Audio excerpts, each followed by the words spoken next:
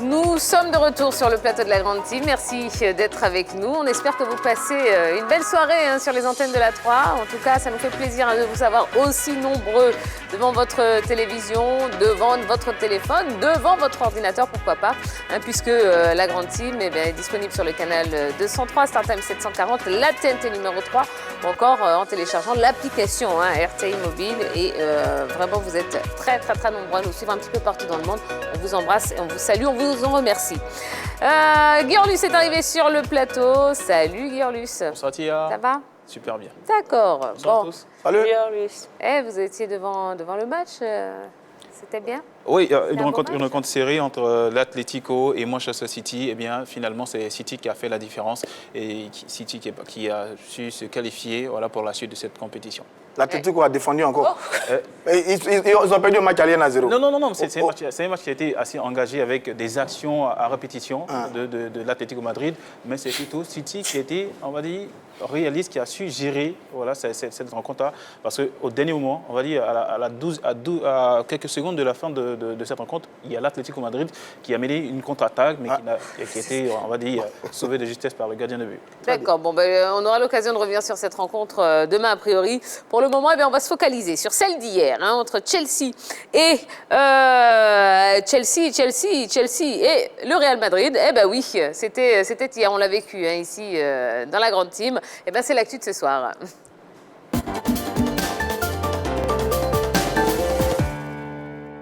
Une soirée Ligue des Champions comme on les aime, un véritable ascenseur émotionnel à l'arrivée et comme très souvent, le Real Madrid s'en sort à bon compte. Malgré leur victoire 3-2 à Santiago Bernabéu, les Blues de Chelsea, tenants du titre, sont éliminés au stade des quarts de finale, les armes à la main. Bon, oui, on est passé par toutes les émotions hier pendant cette rencontre. Ça y est, on va pouvoir ouvrir le téléphone 27 21 59 93 99. Qu'avez-vous pensé du choc entre le Real Madrid et Chelsea? Appelez-nous pour partager tout ce que vous avez vécu hier et on lira également vos nombreux messages qui nous sont parvenus sur la page Facebook de la 3. Alors, mesdames et messieurs, Chelsea donc est passé à un doigt de créer l'exploit hier à Santiago Bernabéu après sa défaite 1-3 à l'aller. Est-ce que vous croyez quand même que le Chelsea, version Thomas Tuchel, était capable d'une telle performance, donc de décrocher justement, de créer l'exploit et de décrocher son ticket pour les demi-finales? Pour moi, c'était perspective parce qu'on a vu le match aller, on a vu une équipe de Chelsea qui, quand même, proposait quelque chose de bon, n'eût été quelques erreurs défensives, mais là, derrière, c'était le coup de grâce, une défense qui a peiné encore lors de ce match retour. Rien à signaler côté attaque, mais au niveau de la défense, ça a peiné. Mais il faut dire dans l'ensemble, c'est une équipe de Chelsea qui pouvait faire mieux, qui pouvait repartir avec la victoire. On s'attendait à un match très enlevé des deux formations parce que du côté collectif comme des individualités, il y avait quand même du report tant du côté de Chelsea que du côté du Real de Madrid par rapport à cette rencontre-là. Comme le disait Carlo Ancelotti, il avait rapidement décelé que les joueurs de Chelsea commençaient à fatiguer après la grosse débauche d'énergie dont ils ont dû user pour revenir au score et devancer le Real Madrid au tableau d'affichage. Ensuite, il y a eu une déferlante. Les entrées de Camavinga et de tous les autres ont apporté de la fraîcheur sur le terrain et c'est le Real qui a très bien terminé cette opposition. Donc, on a une formation de Chelsea qui venait à Madrid avec une certitude, celle d'avoir la capacité de pouvoir battre le Real, puisqu'on le sait, c'est cette équipe qui a sorti le Real l'année passée en demi-finale de cette Champions League. Donc pour eux, l'exploit n'était pas quelque chose d'inespéré. Ils savaient qu'ils avaient la capacité de le faire. Du côté du Real Madrid, ils savaient qu'ils allaient souffrir, ils savaient que cette rencontre allait être très difficile face à une formation qui est très athlétique, ça il faut le dire. Les jeunes de Chelsea, ils sont venus, ils ont tout mis ils ont mis tous les ingrédients, sauf que ces ingrédients-là devaient permettre d'avoir une victoire à l'issue des 90 minutes. Malheureusement, le but de Rodrigo est venu relancer une partie et Thomas Tuchel, on avait l'impression qu'il n'avait plus de pièces de rechange sur le banc de touche, contrairement à Carlo Ancelotti. Et finalement, il y a eu ce qu'il devait avoir, c'est-à-dire le second but de Karim Benzema qui permet au Real de se qualifier. D'accord. Allez, un message sur la page Facebook de la 3, un message de Serge Louan qui dit l'expérience et surtout la sérénité du Real a eu raison de la fougue de la jeunesse de Chelsea.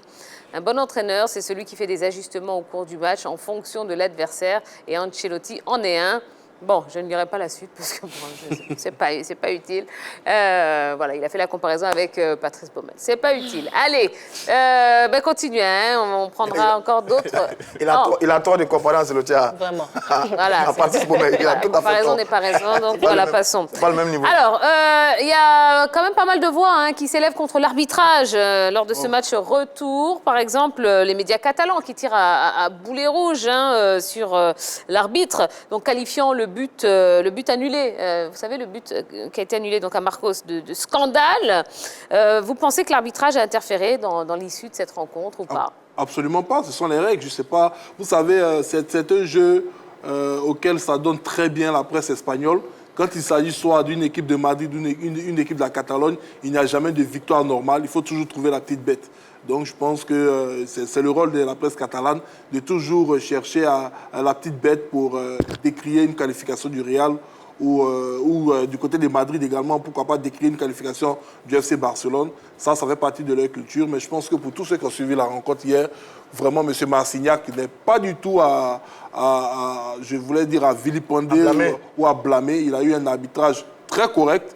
Mais il y a des faits quand même. Mais il y a des faits à signaler quand même. Les faits de jeu font partie. Il y a des faits à signaler quand même. Ce ne sont pas des faits qui, à mon sens, ont lourdement changé le résultat ou le score. Parce que, bon, parmi les faits de jeu, il y a le second but de Chelsea qui arrive sur un corner inexistant. Voilà. Mais bon, c'est à la 50e minute. Personne du côté de Madrid ne s'en est plaint. Ils ont continué à jouer et c'est pareil. Donc, je pense que l'arbitrage a fait ce qu'il pouvait faire, ce qu'il devait faire dans une telle rencontre. C'était l'élément le moins visible de la rencontre et c'est toujours une très bonne chose. Quand dans un grand match, on ne parle pas énormément des arbitres, ça veut dire qu'ils ont bien fait leur travail. D'accord. On va prendre votre avis. Hein. Roger Stéphane, vous voulez parler des faits de jeu, on en parlera dans un instant. Pour le moment, on a M. Gosset qui nous appelle d'Azito. Bonsoir, M. Gosset. Allô, M. Gosset. Allô, allô. Une fois, deux fois, trois fois. Bon, c'est pas grave. Rappelez-nous, M. Gosset, pas de souci. Oui, vous parlez de certains faits de jeu. Oui, je dis qu'à la 47e minute, il y a le pénalty non sifflé pour Chelsea. C'est Casemiro qui s'est imposé devant Havertz sur une frappe de Timo Werner à la 47e minute. 50e minute, il y a le corner de Chelsea qui amène le but de Rudiger, qui à la vérité n'est pas un véritable corner. Et puis à la 62e minute, il y a le but de refusé à Alonso qui a contrôlé le ballon de la main. Maintenant, si on regarde ces éléments, il y a deux éléments qui sont en faveur plus ou moins de l'équipe de Chelsea. Donc à partir de ce moment, la presse espagnole elle n'a peut-être pas le droit de révéler les éléments qu'elle a révélés. Mais bon, sur l'ensemble du match, ça a été correct. Mais quand même, il y a eu des fins de match, notamment le fameux corner qui envoie le but de Rudiger. On le cherche, on ne le trouve pas. Le pénalty non sifflé également fait polémique, plus l'action refusée. À un moment, Chelsea aurait pu prendre un avantage de plus de 4 buts. Bon, ça n'a pas été fait. Maintenant, comme dit Jean-Philippe, c'est la bataille, la guerre classique des médias interposés, soit ce sont la presse proche du Barça qui attaque le Real, celle du Real qui attaque le Barça. Bon, c'est connu en Espagne, mais quand même, il y a eu quelques faits de hier dans le match qui auraient pu susciter, qui auraient suscité la polémique sur ce match-là. Orlus. Bon, selon moi, il n'y a pas lieu de polémiquer sur cette action parce que déjà, il y a une loi de l'IFAB qui sous-tend que lorsqu'il y a faute de main et qu'après il y a but, le but n'est pas validé. C'est l'action d'Alonso. Sur l'action d'Alonso. Et puis, il suffit bien de bien remarquer l'action. La main était légère. On avait l'impression qu'il poussait légèrement la main pour intercepter le ballon. Mais ça, c'est passé sous les regards. Mais il n'y avait pas lieu de polémiquer sur cette action-là. Il faut s'en prendre. Voilà, moi, j'insiste beaucoup dessus. Il faut s'en prendre à la défense. Oui, Yellow. Par rapport à l'arbitrage, je crois qu'il y a Thomas Tuchel aussi qui s'était exprimé par rapport à l'arbitrage, disant qu'à la fin du match, il avait constaté que l'arbitre était en train de rigoler avec Carlo Ancelotti. Oui, soit disant qu'il y avait certainement un parti pris indirect de l'arbitre lors du match. Donc, à part la presse catalane, il y a aussi Thomas Tuchel qui s'est aussi interrogé par rapport aux relations qu'il y a entre l'arbitre et Carlo Ancelotti. C'est une spécialité allemande, je pense. Il y a Thomas Tuchel qui fait la tête. On avait eu... comme il s'appelle, l'entraîneur de Liverpool, Jürgen Klopp, lorsqu'ils étaient partis jouer au stade Di Stefano, au terrain d'entraînement du Real, qui trouvait anormal que l'UEFA permette au Real de jouer ses rencontres dans son centre d'entraînement malgré l'homologation du stade.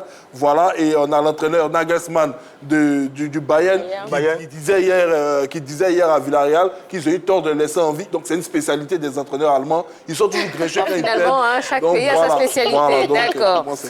Il est de retour, Monsieur Gosset. Ah ben il a de la chance, Oui. hein. Il a le secret de la ligne. Bonsoir, Monsieur Gosset. Bonsoir, madame. Comment Bonsoir, madame. allez-vous? Ben là, très, très bien. D'accord. Ah ben vous êtes chanceux, hein, dis donc, parce que tout le monde se plaint que Beaucoup c'est difficile hein, d'avoir la ligne. Et vous l'avez eu 2 fois de Absolument suite. difficile. D'accord. Alors, Monsieur Gosset, bon, qu'est-ce que vous avez pensé du choc entre le Real et Chelsea hier? Oui, c'était fabuleux hier. Et c'est ce qui fait le charme du football, le suspense. Vous avez vu de quelle manière Chelsea a réagi. Une belle équipe. Ouais. Une belle équipe avec des jeunes joueurs constellés, je veux dire, qui maîtrisent le sujet. Mais ils sont tombés quand même sur la vieille dame, qui est le Real de Madrid. Vous avez vu la balle liftée du jeune qui a permis à l'autre de marquer ce but. Il n'est plus trop jeune, hein? Qui nous a amené naturellement aux prolongations. Ouais. Mais là, j'ai reconnu ce soir Stéphane C. C'est un grand journaliste, grand reporter, c'est comme ça que je l'ai connu. Il fait de belles analyses. Mes commentaires sur le procès électoral de vous arrange. Il était à la radio. Amenez-le dans les commentaires des matchs, il est fort. D'accord. Voilà, mais de l'autre côté, là, on n'est pas trop d'accord. Voilà, d'accord. Voilà, il n'a qu'à quitter déjà. Il en faut pour tous les goûts. Voilà, Monsieur Gosset. Sincèrement. D'accord. Son commentaire m'a épaté tout à l'heure et puis bon, voilà. D'accord. Eh ben, merci infiniment, madame. Merci, Monsieur pour tout Gosset. le boulot que vous faites pour nous. Merci infiniment. Merci à vous. Bonne soirée, Monsieur Gosset. Bon, allez, nouveau message. Sortez de là. Oui, je souffre. Ça va finir juste après le 23. Et après, Je vous assure, le 24, Le 24 avril, c'est terminé. il n'y a plus de grande type. Ça y est, c'est fait. Allez, nouveau message de Sylvestre Donné. Un match qui s'est joué sur l'expérience. Chelsea était... C'est bon? Oui, ça va. Les tout bruitages, ému. c'est bon, hein, le Stéphane? Merci.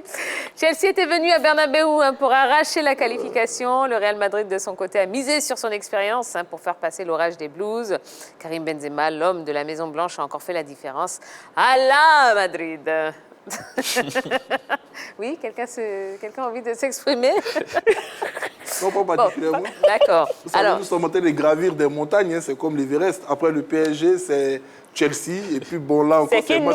c'est Manchester City. Mais, de toute façon, c'est d'une autorité publique. Hein. d'accord. Il ne me reste plus qu'à effectuer le pèlerinage du côté de Madrid. Donc, D'accord.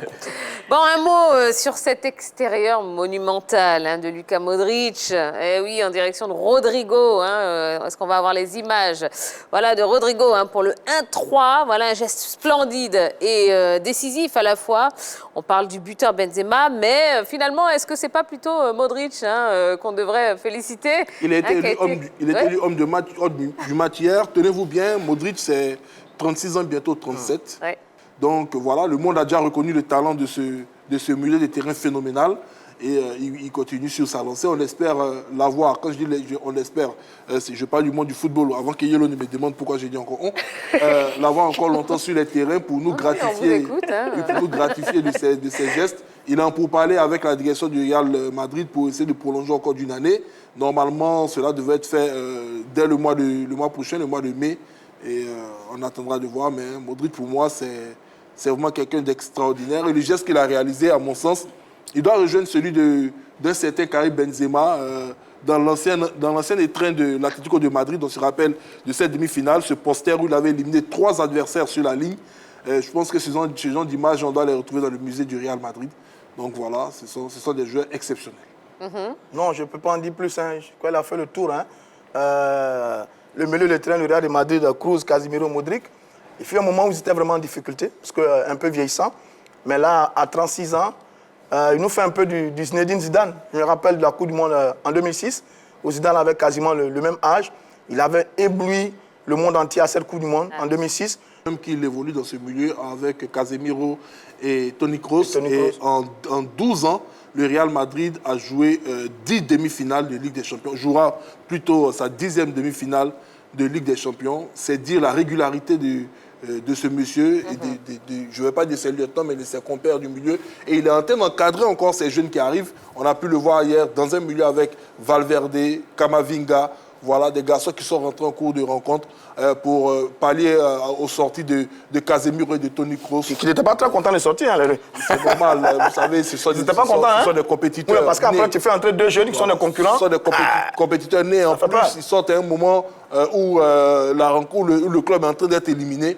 Mais voilà, je pense qu'après ce qui s'est passé, ils vont comprendre aussi que ce n'est pas une question qu'il est temps pour eux de lâcher prise, mais ils vont comprendre que les jeunes aussi doivent être responsabilisés dans ce milieu-là. Et ils sont accompagnés par un maître à la personne de Modric, et c'est simplement extraordinaire. D'accord. Revenons à Karim Benzema. Benzema, c'est 12 buts en Ligue des Champions, avec une possibilité d'ailleurs de remporter ce trophée, qui serait quand même le 14e pour le club merengue. Est-ce qu'il est prématuré ou pas de le donner comme grand favori du Ballon d'Or? Je pense que c'est sur la continuité, mais déjà il fait bonne presse, que ce soit en Ligue des Champions comme en Liga. Voilà, déjà je pense qu'il est à 24 buts en 27 matchs, si je ne me trompe, meilleur je pense meilleur buteur de la Liga. C'est déjà pour moi l'impression des stats qui donne à réfléchir. Voilà, mais derrière il y a la Ligue des Nations, derrière il y a la Coupe du Monde. Et pour moi il faut attendre encore pour ne pas se précipiter.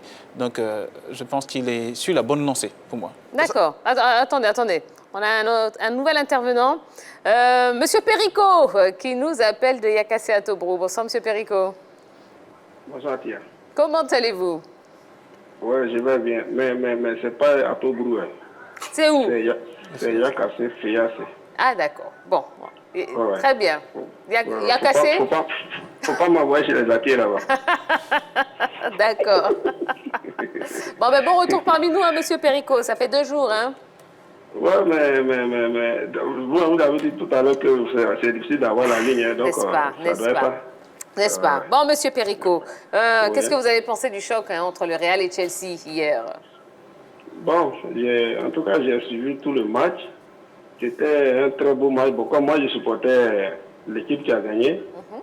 Bon, donc j'étais un peu content, mais certainement que, c'est-à-dire là où ça pêchait un peu, c'est au niveau des... Parce que c'est vrai, l'autre, René Safan a dit tout à l'heure que comment il s'appelle, le milieu de terrain là, Kanté a bien joué, tout, mais c'est Kanté qui a provoqué tous les débuts là. Parce qu'à chaque fois qu'il a perdu la balle, les gens ont mis au fond. Donc là, on peut retenir ça. Maintenant aussi, on a vu le coaching. Tout à l'heure, vous avez lu un commentaire, vous n'avez pas voulu terminer. Bon, moi aussi, je ne vais pas aller là-bas pour terminer, mais il faut dire que le coaching était bon. Parce que c'est ça. Quand il enlevait Kroos, Toni Kroos, il n'était pas trop content. Mais celui qui est rentré, vous avez vu comment ils ont décanté la situation. C'est ça qu'on appelle le coaching. C'est vrai que nous, on se débat ici, non, tu lui as fait ça, tu lui as fait ça, bon. Mais après, c'est ça qu'on appelle. Parce qu'un entraîneur, quand tu perds, quand vous perdez, c'est pas on voit. Donc, mais quand vous gagnez aussi, c'est quoi on peut voir. Donc quand le coaching est bon, là il faut reprendre parce que le petit qui est rentré là, sa première balle pratiquement, il a mis dedans. D'accord. C'est ça, je me rappelle qu'une année, quand l'entraîneur égyptien enlevait Mido dans le jeu, Mido a fait par là-bas l'entraîneur. Mais c'était éliminatoire du coup de je crois. Mais quand celui qui est rentré à sa place, la première balle, il a mis dedans. C'est ça qui a entraîné la chute de Mido. Aujourd'hui, on parle plus de Mido. Donc c'est ça qu'on appelle un entraîneur. Il faut être charismatique. Bon, vraiment, on ne va pas aller, c'est un autre débat. J'ai l'impression que vous avez envie de glisser là. Non, ne glissons pas. Hein. Voilà, ce qui a manqué un peu chez les Blues, bon, c'est vrai à cause de notre idole, tout le monde supporte Chelsea. Hein. Bon, je n'ai pas cité les noms pour ne pas que certains soient offusqués là-bas. Mais bon, il faut dire qu'il a manqué ce petit truc-là, hein, de Babadé là, tu vois un peu. Donc, c'est ça qui a manqué un peu. Bon, c'est pas, je vais sourire un peu, mais c'est pas grave. Mais Babadé, le footballeur là. Oui, mais Babadé, le footballeur là. Tout le monde est d'accord. Ouais, Babadé, le footballeur. Ouais, tout le monde est d'accord du footballeur. Donc, d'accord. Je pense que c'est ce qui a manqué. Bon, mais sinon, le match était très beau. Et je profite pour saluer tous vos chroniqueurs. Je suis de retour. Désormais, on se guette. Il n'y a pas de souci. Mais dans votre l'amitié. émission, hein, Monsieur Perico. Vous savez, c'est votre émission. Je veux dire que c'est dans la bonne ambiance. C'est de bonnes guerres. On va prier Dieu pour que on va profiter pour dire qu'on souhaite que le football ivoirien revienne aussi de cette manière-là. Absolument. Et que vraiment tout le monde se comprenne pour que vraiment on puisse jouir de cette passion-là, parce que vous voyez... Ah, Monsieur Perico, Monsieur Perico. Il dit il a des retours. Monsieur Perico, Ligue des champions, merci beaucoup. Ok, merci. Allez, merci. J'ai Monsieur salué la Perico. population des genoux, hein, Eh bien, on les salue aussi. où j'enseigne. Hein. Ah, ben très bien, très bien. Ok. Allez, Voilà, ok. merci, bonne soirée, Monsieur Et Perico. surtout mon ami Eric. D'accord. Eh bien, on salue Eric. Salut Eric, Ok, voilà. merci. Allez, bonne soirée, Monsieur Perico. Oh, il est extraordinaire, Monsieur Perico. Oui, on en était où, là? Mais quand même, reconnaissons que... Benzema, oui. On était sur Benzema. On était sur Benzema. Monsieur Perico a réussi à... J'allais parler tactique avec les deux entraîneurs. Non, on est sur Benzema. Karim Benzema. Je veux dire, depuis 2020... Ballon d'or ou pas pour vous? Oui, c'est possible. Parce que depuis 2020, c'est Lewandowski qui plantait les buts avec le Bayern, qui faisait tout ce qu'il voulait. Sur les dernières années, il y a Mbappé avec le Paris Saint-Germain qui est au top également. Et puis il y a Benzema avec le Real de Madrid. Mais sur ce qu'il est en train de réaliser, là, le Bayern est éliminé, Paris est éliminé. S'il va loin dans la compétition, s'il enchaîne avec une Coupe du Monde, avec ce qu'il a commencé, oui, je pense que logiquement, Karim Benzema devrait être Ballon d'Or parce qu'il fait une saison incroyable, quoi. Je veux dire, si tout lui réussit quasiment, il marque, il prend 3 buts à de grosses équipes, il ressuscite le Real quand le Real est en danger. Oui, vraiment, Karim Benzema, c'est un second souffle et on est content pour lui en pensant à sa mésaventure récente avec l'équipe de France. Mais là, il est vraiment au top. C'est le meilleur avançant du moment en ce moment en ce qui concerne la planète du football et il porte véritablement cette équipe. Non, par rapport au nombre de buts, on a vu Lewandowski qui a planté assez de buts, mais le ballon d'or a été donné à Lionel Messi. Donc on ne sait jamais avec cette distinction. Les ballons d'or donnés à Lionel Messi sont beaucoup contestables. Et beaucoup sont à contester d'ailleurs, parce que quand même, sur ces dernières années, c'était Lewandowski qui était vraiment top. Merci. Jean-Philippe. On a parlé tout à l'heure de Luka Modric, 36 ans, bientôt 37. Karim Benzema, 35 ans. Voilà. C'est des garçons qui repoussent de plus en plus les années, je dirais, de compétitivité des joueurs. Parce que dans un passé récent, les footballeurs, à partir de 32-33 ans, ils étaient pratiquement envoyés à la retraite parce qu'on les trouvait carbonisés. Ils n'arrivaient pas à inscrire plus de 15 buts, même pratiquement, en une saison. Et Cristiano Ronaldo est venu, je dirais, allonger cette limite d'âge-là. Et il est suivi dans ce sillage aujourd'hui par un Karim Benzema qui semble avoir très bien appris en termes d'hygiène de vie qu'il avait déjà. Mais auprès de Cristiano Ronaldo, on le sent beaucoup plus affûté. Voilà, ça se sent même dans sa gestion. Ça s'agit, c'est vraiment assagé. Dans son physique. Il n'a jamais été un bad boy dans les clubs où il est passé. Donc ça, c'est autre chose. Mais regardez même sa forme. Il est devenu filiforme. On sent que le garçon travaille énormément pour rester assez compétitif. Maintenant, concernant le Ballon d'Or, je pense que ce qui a manqué à Karim Benzema l'année passée, c'était la certitude des observateurs du football. Parce que pour eux, ce que Karim a réalisé l'année passée, c'était peut-être un feu de paille. Une saison comme ça, je dirais, de révélation, où le monsieur a réussi à réaliser pour eux ce qui apparaissait comme un petit exploit. Et là, il poursuit encore cette année avec des statistiques beaucoup meilleures que celles de l'année passée. Vraiment, il sera très difficile pour les décideurs du Ballon d'Or de porter leur regard, je dis même leur regard, même pas leur vote, sur un autre joueur, parce qu'il a laissé la concurrence très loin derrière. Si on regarde aujourd'hui, on demande sur la planète football, qui vous voyez pour concurrencer Karim Benzema? Kylian Mbappé. Ça va être non, mais Kylian Mbappé aujourd'hui, je pense qu'il est desservi déjà par l'élimination en 8e de finale en Champions League. Mais il a des formidables prestations. Non, mais la Ligue 1 ne va pas servir pour donner le ballon De toute d'or. façon, Karim Benzema, cette année, c'est 38 matchs, 38 buts, 12 en Ligue des Champions. Voilà, un exemple palpable. Je pense qu'aujourd'hui, même si vous demandez à Kylian Mbappé s'il pense pouvoir aller chercher ce ballon d'or aux côtés de Karim, il vous dira j'ai encore du temps. Parce que cette année, c'est vraiment l'année de Karim. D'accord. Dernier intervenant pour ce soir, M. Barou, qui nous appelle de Mputo. Bonsoir, M. Barou. Bonsoir, Tia. Comment allez-vous? Bonsoir. Je vais bien, merci. D'accord. Oui, Bonsoir, la grande team. Bonsoir. Alors, M. Barou, qu'est-ce que vous avez pensé du choc entre le Real et Chelsea hier? Donc, il faut dire que le choc a été vraiment épique. Parce qu'on ne s'attendait pas à une remontada de Chelsea à Bernabeu. Parce que lorsque Chelsea a marqué les 2 buts, le Real a commencé à douter. Et c'est là qu'ils ont mis maintenant le 3e but. Là, ils se sont posés des questions pour voir qu'est-ce qui ne va pas. Bon, il a failli être coaching gagnant de Ancelotti après entrer Camavinga et Rodrigo. Parce que Toni Kroos était totalement émoussé depuis la 70e minute, je crois. Et voilà maintenant ce qui est arrivé. Le Real Madrid, Dieu merci, a gagné 3-2. Mais il faut noter que je suis Maghreb depuis 1997. Oui. Maintenant, concernant l'arbitrage, je vois que la presse catalane a un trou dans la mémoire. Rappelez-vous, en 2009, Chelsea-Barça, où Drogba évoluait à Chelsea. Combien de pénaltys non sifflés pour Chelsea? 5 pénaltys. Et pourquoi est-ce que les Catalans ragent? Mais c'est totalement désolant. Qui se rappelle de ce qu'ils ont fait à Chelsea, où à la dernière minute, Eto'o a manié le ballon avec la main sous l'effet de l'arbitre. Et l'arbitre dit non, vous pouvez jouer. Ah non, je suis totalement désolé là. Le Real mérite sa classification, même s'il a perdu. Moi, je félicite Chelsea, mais bravo sur le Real Madrid et bonne suite pour eux en demi-finale. Et je souhaite que le Real Madrid puisse être champion d'Europe en 2022. Voilà, c'est mon point de vue. D'accord. Eh ben, merci beaucoup pour votre appel, hein, Monsieur Barou. Merci. Passez une bonne soirée. Allez, oui, cette soirée sensationnelle a été largement relayée par la presse. Eh ben, on va vous faire une petite revue de presse avec Yellow.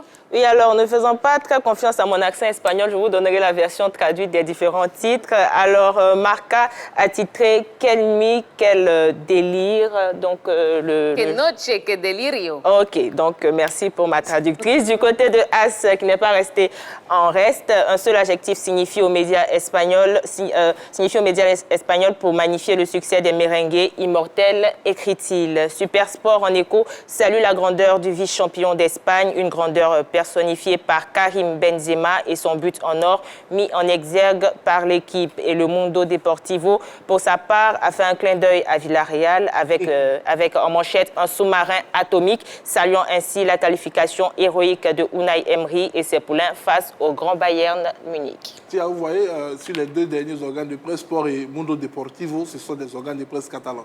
Mundo Deportivo décide de pulser carrément ce qui s'est passé dans cette soirée entre le Real et Chelsea. Et Sport et se focalise sur Karim Benzema. Parce qu'il y a quelque chose quand même qui est assez inouï cette année du côté de l'Espagne, c'est qu'ils sont en train tous de militer pour que le Ballon d'Or reste chez eux. Comme ce fut le cas lorsque Cristiano Ronaldo a quitté le Real Madrid pour s'exiler du côté de la Juventus de Turin. Ils étaient tous heureux que le Ballon d'Or reste en Espagne puisqu'il était remporté par Luka Modric. L'année passée, le Ballon d'Or était récupéré par Lionel Messi qui a dû le partager entre les deux pays, l'Espagne avec le Barça et la France et le Paris Saint-Germain. Cette année, donc, si le Ballon d'Or revient à Karim Benzema, ça fera encore une année de plus que ce Ballon d'Or reste en Espagne et toute la presse est unanime que ce Ballon d'Or doit revenir à Karim Benzema. C'est aussi magnifique que ça, c'est unanime. Merci, monsieur l'historien du Ballon d'Or. Merci, merci, merci. Rapidement, parce qu'il ne nous reste plus qu'une petite minute pour en parler. Au cours de cette soirée, oui, il y a eu également l'élimination du Bayern Munich. Eh oui, un autre grand favori de cette compétition qui est tombé face à Villarreal. Comment expliquez-vous ce manque de réaction de la part des Bavarois qui ont été quand même battus 1-0 à l'aller?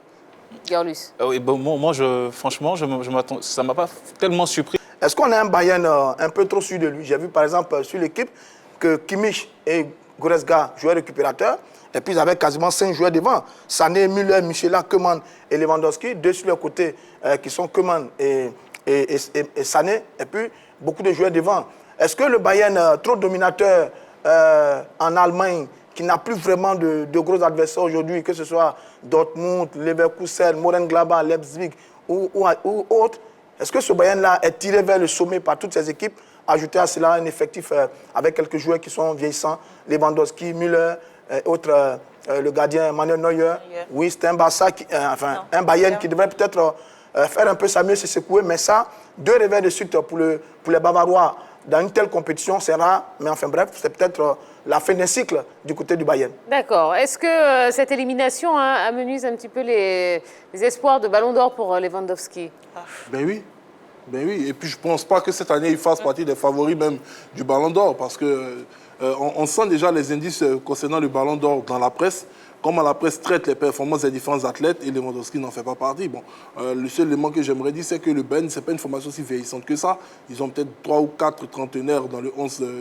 Mais ils font partie de l'ossature. Mais des joueurs importants. D'accord, mais des joueurs importants. Mais oui, mais il y a les plus importants. Il y a beaucoup de jeunes. D'accord. Bon, et ben voilà, c'était un petit peu le résumé de ce qui s'est passé hier soir pour ces quarts de finale retour de la Ligue des Champions. Allez, on va marquer une pause. Oui, juste après, on parlera de l'OASU à l'heure des finales départementales. Ce sera le dernier sujet qu'on abordera ensemble. Donc, restez avec nous. Ouais, non, ne bougez pas, on en a encore sous le pied. Rien pour vous.